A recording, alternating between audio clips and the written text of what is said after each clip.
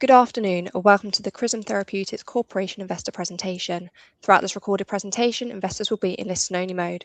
Questions are encouraged and can be submitted at any time via the Q&A tab situated on the right-hand corner of your screen. Simply type in your questions and press send. The company may not be in a position to answer every question it receives during the meeting itself. However, the company can review all questions submitted today and publish responses where it's appropriate to do so. Before we begin, I'd like to submit the following poll. I'd now like to hand you over to Andrew Webb, CEO. Good afternoon, sir. Good afternoon. Welcome to today's CRISM Therapeutics Corporation. Thank you very much for taking the time today. My name is Andrew Webb, and the purpose of today's presentation is to update you on the significant progress we've made over recent months. Those of you who may recall, the last update was in September. And clearly for today, it's in the context of seeking additional funding from our existing shareholders through a retail offer which was published. This is a follow-on from a successful and oversubscribed placing, which the company did earlier in the week. So, by way of introduction, just a refresh, CRISM Therapeutics, we are a drug delivery company working on how we can improve, importantly, the safety and efficacy of chemotherapy for cancer patients. If I may, just by virtue of an overview, just as a refresh, we are ourselves as a platform drug delivery company. So we believe the technology that we have which is named ChemoSeed, will be available to and accessible to a number of solid tumor indications. What we're doing at the moment, as always, to give you a run into the clinical trial plans that we have. But just quickly on the technology itself, it's termed ChemoSeed. ChemoSeed was the innovation of our chief scientist, Professor Chris McConville. He'd been working in the oncology space for some time and realised there was a way we could much improve the treatment of patients. And this is really the clinical performance of chemotherapy is really very much what we're about. And I'm pleased to confirm the novelty of the technology, and this was confirmed through the grant of our European patent last year. So our lead product is ChemoSeed, and it's combined with a chemotherapy drug called irinotecan. Irinotecan is a well-known, well-understood drug originally out of the Pfizer portfolio, and is currently still used in first-line treatments in other indications, including bowel cancer and in second line for brain tumor. And brain tumor is the indication we're starting our journey with. Brain tumor, many people aren't aware, just as the seriousness of it. It's the largest cancer killer of children and young adults under the age of 40. Sadly, the standard of care remains unchanged since 2005. And for those on the journey we're starting in the recurrent phase, there is no standard of care. So it's most important that we progress as quickly as we can with this indication. And what was really pleasing is that the clinical trial I'll come on to describe has been approved by the MHRA, and we are scheduled to be dosing our first patients in the first quarter of next year. So by way of a quick refresh on the technology, this is termed ChemoSeed, and on the tray on the right you'll see the small yellowish coloured cylinders. Those are the ChemoSeeds, and they're racked out in a plate, and this is how they'll present it to the neurosurgeon for implantation. And the cartoon just to the below left shows the implantation of the seeds, and they're sunk into what we refer to as the resection margin. So once the tumour has been removed, there's sadly always going to be a nominal amount of residual tumour, which sadly is inoperable. It may be sort of large pieces, it may just be microscopic amounts of tumour. But sadly, it's this section from which a patient will progress and the tumour does return, which is the real challenge. So on the right, you'll see a little schematic of how the implantation is done. The pen-shaped instrument you can see there, termed a ventricular catheter. It's a standard piece of equipment that uses during neurosurgery, and it's used to move the tissue around for different purposes. And in our case, it will create that space that we can sink the implant in there. And what we're doing is effectively directly treating the margin. The kind of like a roadmap to the right, that indicates the spacing. So we need to take account of the diffusion distance of the drug within the tumor margin. and this is done by spacing the seeds within that 6 millimeter distance between each. And that ties in with the size of the implant. So it laid down the mega space, drop the implant in. It's very simple, straightforward. We have the neurosurgeon has a limited amount of time on which to conduct this procedure, and this is we are estimating on their guidance somewhere around 30 seconds each. The comment on the left on the regulatory side is very pleasing. We are being seen as a reformulation, so we don't have any medical device regulations to deal with. So this has been a very clean application of support from the MHRA. One piece of news we received recently, which was very pleasing, is that a very reputable group at the University of Edinburgh ran a machine learning AI program to identify suitable drugs for the treatment of glioblastoma. The system, which has now been peer-reviewed and published, screened some 12,000 drugs, chemotherapy drugs. That was produced a short list of 3,500, and they finalised a selection of 3 drugs they felt showed the most potential for GBM. And I'm pleased to say that irinotecan, the active metabolite SN38, is one of those 3 drugs they identified. So I believe they are excited to see the progress that we make, and where we can have a clinical validation of their work. Success in this will open up other indications, and those are listed on the left-hand side. So what's happened since we last spoke? Well, the key thing is that the MHRA has approved us for a phase 2 registration trial, and that was approved back in September. Want to note this is an open label study, so very importantly that we can have an open dialogue with the regulator, and we'll be able to keep not just patients but also shareholders and others up to date on progress when we first dose our patients, and how the patients are tolerating the treatments, and certainly going to report an efficacy signal. The last funding round was key. We were able to initiate the manufacturing of the clinical batch of chemoseed, and that is underway. And importantly, we have appointed the clinical research organisation to set up and manage the trial. And that work was initiated back in August, and that's underway. And we look forward to reporting as the sites begin to open. So this is really is a pivotal moment for the company, and our first patients will be dosed early next year. And to say the open label design, an open label, just to be clear, this means that we can, both the patient and the physician know that the patient is getting treated and what treatment they're getting.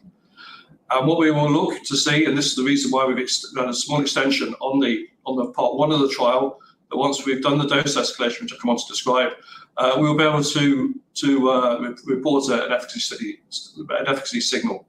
This clearly gives us potential for a conditional market authorization. And to be clear on this, what it means for us is that we will have a commercial product at that point.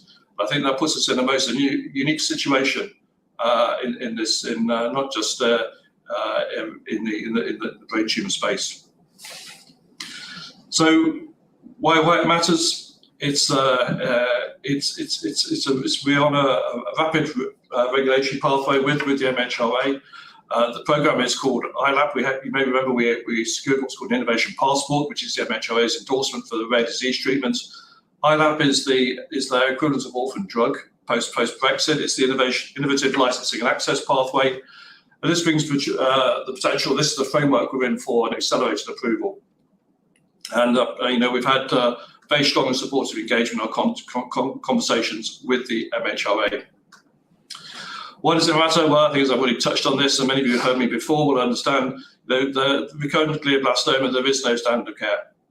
And but the support is out there that we should be able to leverage technology to make good progress here. And it's this ILAP program that's so important. What is really exciting is that we are in that framework. We get access to what's termed Project Orbis. This is an FDA program, and it's to take up, and it's specifically focused on oncology and also on rare disease. And brain tumor comes under that category. So what it means is that the FDA, there will be early insight for review of the data, and this ties in other jurisdictions such as Brazil, Canada, Switzerland, Australia, and others to also participate. So what's happening today? Why is this so important? And in cancer treatment today, many drugs have limited distribution. So what happens is cancer therapy is given. It tends to be given either as an injection, infusion, or a tablet. And often, in most cases, less than 1% actually reaches the tumor itself. And some of it actually has very little absorption into the tumor. So we believe by implanting the drug contained within an implant directly into the tumor tissue, we get the best chance of a safe and efficacious dose. And with this, it's important that the side effects, given the toxicity of these drugs, has a major impact on quality of life, and that is something that we hope to address. In an earlier study, the circulating levels of drug were some 1,000-fold less than you'd expect on an infusion. So we have the reasons to be optimistic here. Other treatments have come and gone, and largely it's due to the side effects, and the side effects do clearly then require treatment, and that's additional cost to the health service, and that's something that is part of our agenda. So clearly, I'm sure it's well understood why this matters clearly clinically. The implant is directed. And it's this resection margin I touched on, which is where glioblastoma, where the tumor will recur. And then the challenges for other drugs have is that what's called the blood-brain barrier. The brain has a protective mechanism which makes it very difficult for drugs to cross into the brain. And that's the reason why treatment options are severely limited at this point. We gave the example also from the surgeon's perspective, from the images earlier. It does make it very easy for the surgeon. The implantation time is important. We were being told that whatever procedure we introduce must take less than 40 minutes.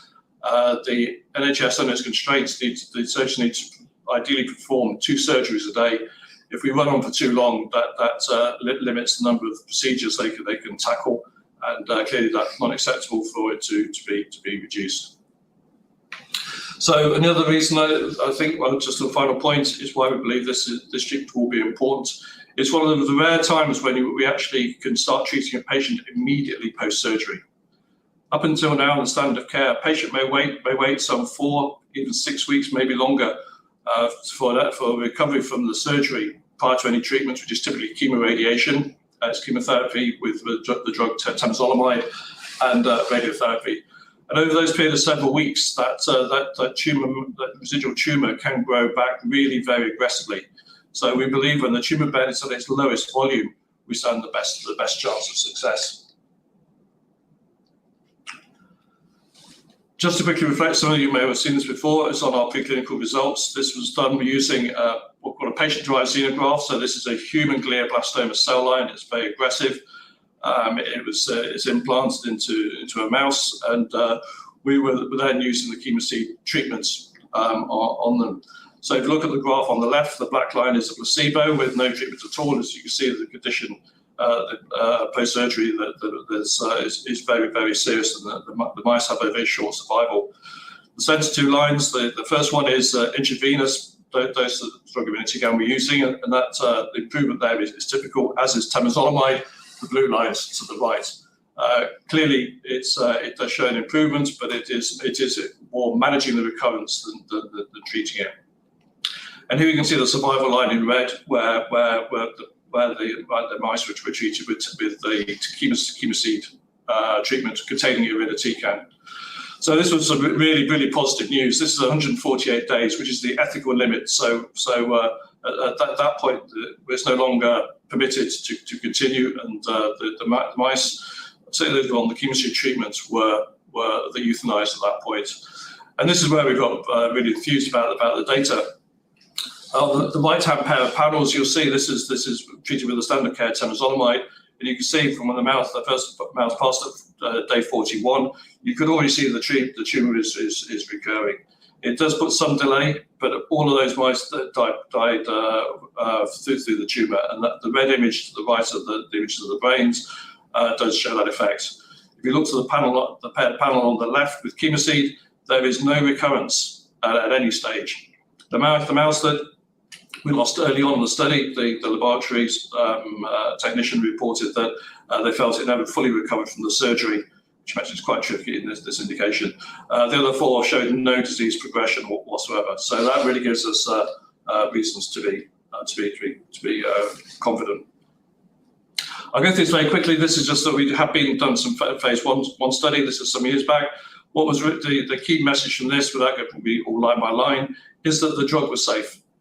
And to inject a chemotherapy drug directly into brain tissue, which is what happened here, they injected over 30 sites in this resection margin once the tumor had been removed.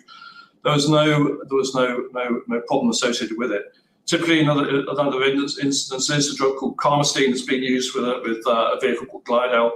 That caused this inflammation, swelling, and it impacts wound healing from the surgery. And the patient then becomes susceptible to infection, which is most serious in this situation. So this really gives us reasons to be optimistic about what we have here. Say early next year we'll be looking to make that clear assessment. Just one final point: this phase 1 study was about irinotecan, not about chemosine. This was on a formulation which was injected, which was the predecessor to the chemosine technology that we currently utilise. So this is where it's the important part now. So we're now heading into trial next year, and the funding round that we've been in now enables this and gets us through through the dose escalation. We have an opening dose in part 1. We're starting with, as mentioned, recurrent patients. And these are patients who sadly have followed their initial diagnosis. They've had surgery, the tumour has sadly returned, and they're back for a further surgery. We'll start with an opening dose. This is going to be measured in seeds, so 10 seeds for the first patient. And that is a dose that's within the safe window that we demonstrated in the phase 1 study. We will then progress very quickly through up to 30 seeds, which will be at patient 4, which we believe will be the maximum treatment dose. The dose isn't so much dictated by the amount of drug and implants we're given, but the size of the resection cavity. So clearly, before when that assessment's made through a patient's brain scan, when we remove a larger tumour, we will need more seeds to treat the resection margin. And that's the reason for the variation. But we need to demonstrate that safety at this stage. We will be looking for an efficacy signal, and this is where we'll be made aware that there is a very clear appetite for an early approval here, given the unmet need. For these patients, sadly, as I mentioned earlier, there is no standard of care. It's very much a decision between the oncologist and the neurosurgeon as to what course of action can and will be taken. Success in terms of its safety is the key output of part 1. That will lead us into part 2, and then we will hope to then start treating patients who are newly diagnosed. And any efficacy signal in part 2, which is much more part 1, should be much more effective within part 2. And this is market authorization that we're going for, and this will ideally bring us through to a commercial product. The milestones, I appreciate it's not a long list, but actually we're very clear on what we're doing now. And this is where we've been very pleased with the response we've had and engagement from our investors. People that put money in the summer, a lot of them have followed. And a number of new people now are optimistic now the progress we can make as we dose our first patients early into next year. And this is open label study, which gives us a clear and ongoing dialogue with the UK regulator to say that conversations have been very supportive. And it is that once we show that the treatment is safe, well tolerated, we're then looking for an efficacy signal of the approval. There is a note here. This obviously will be subject to not just recruitment, but also ongoing funding requirements. I know it's a sensitive one, but at the moment that is the money that gives us to invest and to enable this to happen. The trial is mapped out that we only pay for the patients that we test and the clinical trial centres that we use. Every effort, please be confident with the board, is we're making to manage that cash flow as best we can. We are actively seeking non-dilutive funding in the terms of grants and other routes, and I will clearly make notifications on success as those discussions progress. The market opportunity, we're excited about it. We've mentioned before, we estimate some circa 1.7 billion in totality. That's across the kind of brain CNS space. For us, this is to achieve standard care. Certainly should be achievable. It is a rare disease, but clearly we need to give patients genuine hope that we can make a difference here.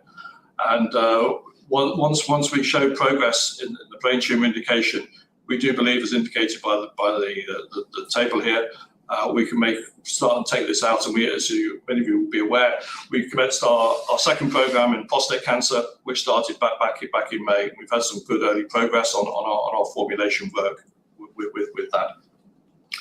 The market size and the costings, we're still a work in progress. On here, it just notes in the subtext that we have a nominal estimated of £13,500 per patient treatment. That was based on a nice value of quality adjusted life here, £20,000. The metric usually now is in the range up to 30,000. For rare disease, it could be as high as 50. So the company will make a reassessment of the opportunity here. But we are CRISM is committed that we make this treatment available for all comers. A number of new treatments which are of great interest coming forward. Some of them may end up being prohibitively expensive, and CRISM is not in the business of fueling this health inequality that we're currently seeing, given the funding challenges that we have with our health system. So final slide. So here we are. We are ready. We've been talking about this on the journey along the way, and we are in discussions. As you're aware, that the technology that we use came out of Professor Chris McConville's work at the University of Birmingham, and so we remain strong links. And the neurosurgical team there has been a huge support and a mentor for Professor McConville and for the company in how we bring this through.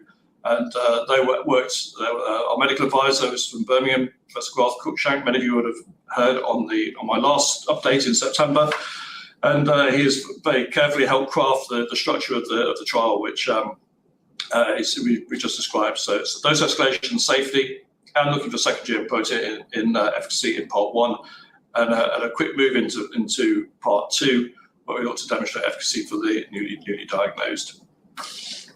And this is going to be the journey that will start. And in a matter of months, we have to give a short time between each patient to once we understand that each dose level is safe and effective, we say safe and well tolerated, we can then move to the next dose. And there will be frequent imaging taken on a 4-weekly basis in order that we can very, very quickly assess the impact. Given, as I mentioned, that the overall survival for patients, and sadly with this disease, is 14.6 months. So we would expect to see and have an understanding of success at an early stage. And it's this open label design that permits not just the interim analysis, but it allows that to be reported. And the MHRA have directed us to keep them aware of progress. And it's some approval here. We believe it will very rapidly open up opportunities for other indications. Prostate will have some further news in the future as that program is at its early stages, but we look forward to keeping you informed along the way. And clearly the plan is that success of the brain tumor indication really should open up other opportunities. So with that, I'd like to end the formal presentation. Your time is valuable, and thank you for taking the time. I'd like to open for any questions that you may have, as directed by Investor Meet Company at the opening. Thank you very much for your time and for your attention. Andrew, thank you very much for your presentation. If I may just bring back up your camera. Ladies and gentlemen, please do continue to submit your questions just by using the Q&A tab situated on the right-hand corner of your screen. Just while the company take a few moments to review those questions submitted today, I'd like to remind you that a recording of this presentation, along with a copy of the slides and the published Q&A, can be accessed via your investor dashboard. Andrew, as you can see, we have received a number of questions throughout today's presentation. Can I please ask you to read out the questions and give responses where appropriate to do so, and I'll pick up from you at the end. Thanks, Luke. So a couple of questions that came in early on, and I do understand that people are expressing their concern. So very disappointed with the recent placing in terms of the effect it has on the share price. The director you see for the last round, we actually have a stake in this. We're aligned with you. The markets are very difficult. The capital markets are very demanding at the moment. There is a reality, and it is the nature of we're in, that the next expectation is that they receive the shares at a discount. I'm pleased that on this round we've minimised the discount compared to the summer round. But I have to say, I do share your pain. If it could be different, then we would certainly endeavour to do so. But we do have certainty now on testing patients. This runway, this £1 million, is so important. Clinical trial costs are expensive. But we are planned. It's happening. We will be treating patients, and I do hope that the market responds favourably at that point. Further question: when is the first patient likely to be dosed, in January or March? Our timelines, I would say it's more likely to be March at this point. There is no regulatory hurdle in terms of progressing this study. It is now all operational. As you're aware, we don't carry these costs directly internally. We manage these work packages through third parties. Our manufacturing was actioned back in August. The manufacturing partner that we have has twice manufactured batches of the product on our technology transfer when we validated the manufacturing protocol from Professor McConville's laboratory in Birmingham to what's called a CDMO, a contract development manufacturing organisation. These are the people that manufactured the pharmaceutical grade materials. That ran seamlessly. They since made a second batch, which is under GLP, called Good Laboratory Practice for animal studies. That was successful. So we are confident now on the GMP, which is the Good Manufacturing Practice batch, which is the clinical batch. We would receive that materials on time, and they're due into the first quarter of next year, likely February at this point. The clinical trials take time to set up, so that's another reason. So that's in hand at the moment, and we're filing the paperwork at this point. It does take time. It is a little frustrating, but the databases and the secure servers to collect the patient data and record it and report it does take time to set up. So we are looking, I would say, into the second half of the first quarter. But please be assured, this is an exciting part of the journey, and we'll look to keep you informed. Next question: what are your long-term plans for commercialization, independent launch, co-promotion, or full licensing?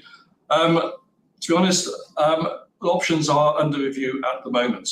The UK market is manageable in the first instance. We've opened up discussions with a distribution partner who have a launch program for new drugs.